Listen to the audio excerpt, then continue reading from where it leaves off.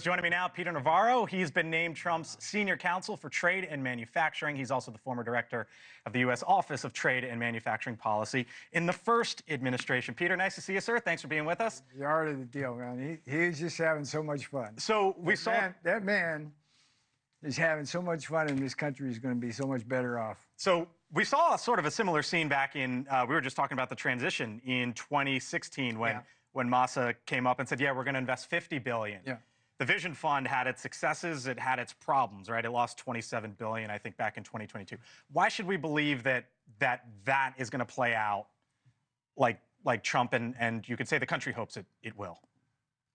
Because the country is going to be in a much better shape now that Donald Trump has taken over. I don't think there's any doubt about that. But this is like the tip of the iceberg, Blake. We're going to see a lot of people investing in America, both domestically and foreigners coming in because of President Trump's America First policies. And that's going to be a very, very good thing for this country. You were worried, though, about the current administration, the Biden administration, handcuffing, essentially, yes, the incoming team with some new appointments to the International Trade Commission. And if that happens, how much does that hurt what the president-elect could potentially do? So the predicate here is the International Trade Commission is that portion of our government which uses what's called countervailing and anti-dumping duties to stop trade cheaters, okay? It's one of the oldest forms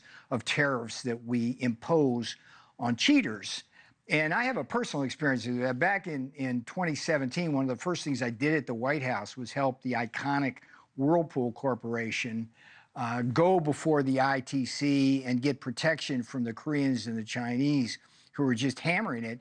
And a year later, I went to the Whirlpool factory in Clyde, Ohio, and I saw these washing machines coming off at a rate of 1 every 4 seconds, right? So what the Biden administration is doing with a little help from Mitch McConnell this week is trying to pack the ITC. They've put 2 appointees in there that in a kind of almost a backdoor kind of way to get them approved.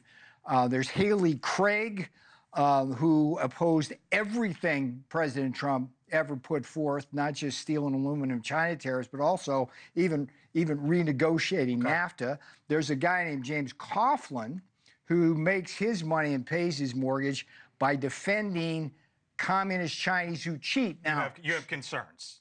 It's fair to leave huge concerns. But this is an easy lift.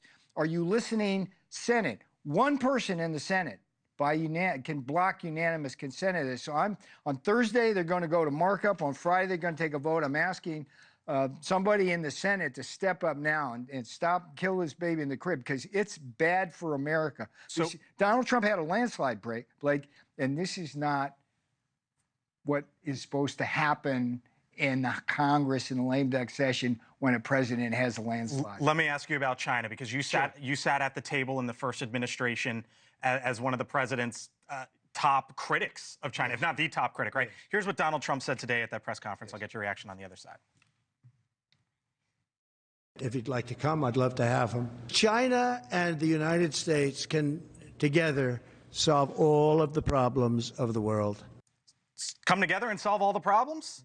I was at Mar-a-Lago, Blake, in the first administration in 2017, April. You were probably down there covering that when President Trump met with Xi.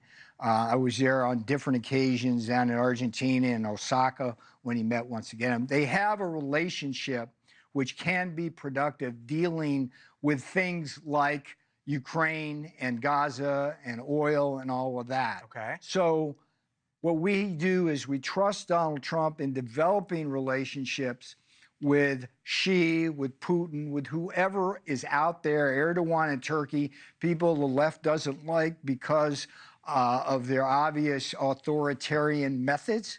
Yet for the good of this country, we have to let the boss do his thing in order to get the best deals for America. Let's see what happens. Softening on China, Peter Navarro? No, not at all. Okay. Okay, we had that kind of relationship. Let 1,000 flowers bloom, as the Chinese might say, but we slapped them hard with tariffs, and we were the toughest presidency on China ever, and they're taking us apart now, and we've got to do something about that. Let me leave. Thank you for watching, and make sure you go to joinnn.com to find NewsNation on your television provider. And don't forget to click the red subscribe button below to get more of NewsNation's fact-driven, unbiased coverage.